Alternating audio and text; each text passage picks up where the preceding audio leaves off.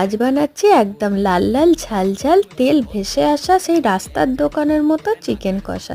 প্রথমেই রসুন, তারপরে পেঁয়াজ, তারপরে চিকেন দিয়ে বেশ খানিকক্ষণ নেড়ে চেড়ে শুকনো লঙ্কা কাঁচা লঙ্কা দুই দিয়ে দিয়েছি। এবার আদা রসুনের পেস্ট, তারপরে দিয়ে দেবো গুঁড়ো মশলা, স্বাদ মতো নুন, ধনে জিরে গুঁড়ো, হলুদ, কাশ্মীরি লঙ্কার গুঁড়ো, ঝাল লঙ্কার গুঁড়ো, গরম মশলা। বেশ ভালো করে কষাবো।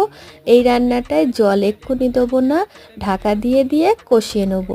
এটা হচ্ছে মাংস ভাজার সময় তেলটা বেরিয়েছিল, সেই তেলটা তুলে রেখে দিয়েছিলাম, ওইটাই দিয়ে দিলাম। দিয়ে খুব ভালো করে কষিয়ে নেব। এইরকম স্টেজে যখন তেলটা ছেড়ে আসবে তখন দিয়ে দেবো টমেটো।